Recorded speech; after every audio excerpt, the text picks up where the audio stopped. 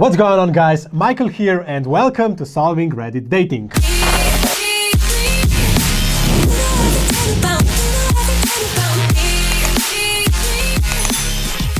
So we have a very long post today and it starts with stuck in my feelings.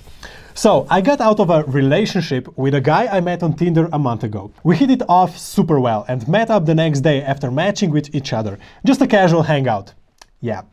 We smoked and then I invited him over at my house to hang out with my friends. All my friends really liked him and everyone got along very well. He stayed over until everyone left and he told me he had one of the most fun times in a long time.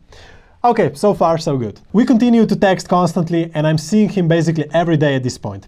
He asked me to be his girlfriend after a week and a half of us talking and hanging out. Okay, maybe that's a little bit too soon if you met someone on Tinder, the dating app, and now you just get in a relationship after 1 week, but I guess to each his own. We were really open with each other emotionally. He told me he was still dealing with getting over his past and dealing with the loss of a family member, and he knew I was really understanding about it all.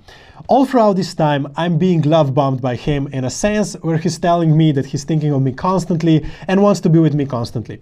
He tells me that he loves me and that he really sees us being together and that he wants a future with me and would always say far in the future things. I never really said I didn't want those things with him either, but we both know I wasn't taking all that talk too seriously. Yeah, sure, because if you are in a relationship with someone you just met like 2 weeks ago, you should definitely not be making plans for like 5 years in the future. Definitely not. If you need a rule of thumb, then you should only make plans in the future as far as 2 times the time you've known each other. Or let's say when you've been in a relationship with each other. So for example, if you've been seeing someone romantically for 1 month, you should only make plans for 2 months in advance.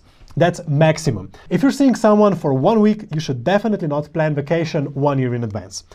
That cleared up, let's continue. Then one day we were supposed to hang out, but he shows up almost 2 hours late and he picks me up drunk. I don't tell him to go home because I'm genuinely worried about him, since he kept crying about how stupid and fucked up about how much he loved me, crying that he never wants me to leave him. We end up sleeping together for the first time together that night, and it was really great, but I felt kind of bad that I let myself get vulnerable to do that. We talked about it and he apologized for his state of being that night before, and we both expressed we felt it better to wait to sleep together again. Okay, yeah, definitely. If you're in a relationship with someone, you probably don't want to have your first time when you're drunk. That goes without saying. I'm not saying it's wrong to do that with someone, but if you are in a relationship with someone, if it appears to be a serious relationship, then maybe it's better to sleep together when you're both sober and when you both decide to do it. All right, moving on. So, like a week later, all of that he sees that my Tinder profile wasn't fully deactivated and gets really upset, but I explained to him my app was deleted the day he asked me to be his girlfriend.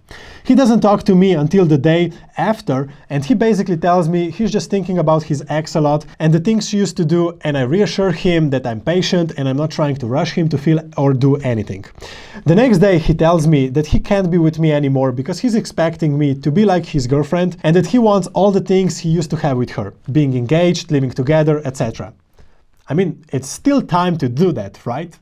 I let him know I'm obviously not happy, but I accept his decision. He texts me the next day to ask how I'm doing and then tells me he feels stupid about what he did, but doesn't really offer that he wants a solution or to see me to fix anything. Just keeps saying he has a lot going on. So I let it be and he's continuing to text me over Instagram and iMessage.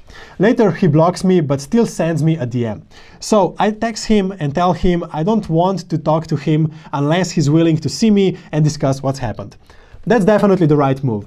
When something goes wrong in a relationship, you shouldn't solve that over text, over iMessages, over Instagram messages, or even a phone call. You should definitely get together in person and solve everything out in person. I hope that goes without saying. So I text him and tell him I don't want to talk unless he's willing to see me and discuss what happened. He says okay, but then texts me the next day and prays I'm okay. I don't respond to this message for 4 days and then I texted asking about what he's doing for 4:20. I haven't gotten a response since then. So when you get into this game of not replying for 4 days, you can expect that he will also get in the same game and not reply to you for a couple of days. But still, if you have problems in a relationship, maybe ghosting him for 4 days is not the best idea. You have to solve that out. So the best course of action here is to get together as soon as possible and to talk it out, and then decide if you want to keep this relationship going or not. I know the relationship is very much over, but I'm still hung up on him and I think of him constantly. I don't feel any anger towards him about anything, I just miss his company.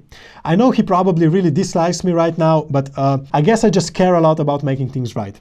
Am I being too attached? What would you do? So from this post, I cannot see how long have you actually been together. It's been only a couple of weeks, couple of months, maybe even years, but I guess it's been a couple of weeks. Definitely, if you have that much problem with some person that early on in a relationship, then it's probably not worth going on. It's probably also not worth putting a lot of effort into solving that relationship.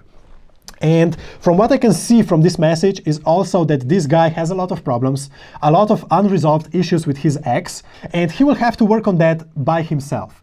You can help him in the process, but you are not responsible for him getting over his ex. Definitely not. Unless you want to be his rebound girl, but I'm guessing that's not the case here. Definitely, when my relationship gets into trouble, I wouldn't ask 4 days to text the girl and ask her out to solve the problems and ask her to meet with me in person so that we can talk it out and find out the solution to this relationship, or at least end it up in person. That's the first thing that you should do. You shouldn't wait for 4 days if your relationship has problems to do something. The time to act is that very same day. Obviously, if you cannot meet that same day, maybe you can meet the next day or for the weekend, but you should definitely not leave him hanging for a couple of days. Same goes for him. Even if you do not text him for 4 days, maybe he should text you back after 1 day or 2 days, asking at least what's going on, what's happening, do you want to meet? So you both kind of did a mistake on this part. And the next thing that I would do, if your relationship is that complicated that early on, I would definitely get out of that kind of relationship. Because for the first 3 to 6 months, the relationship should be practically perfect.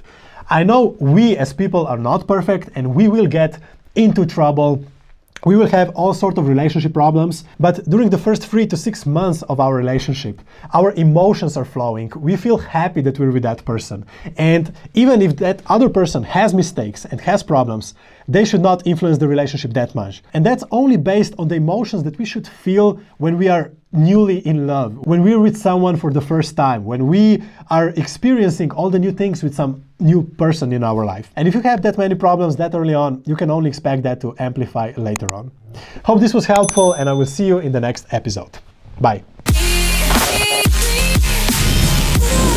Bye.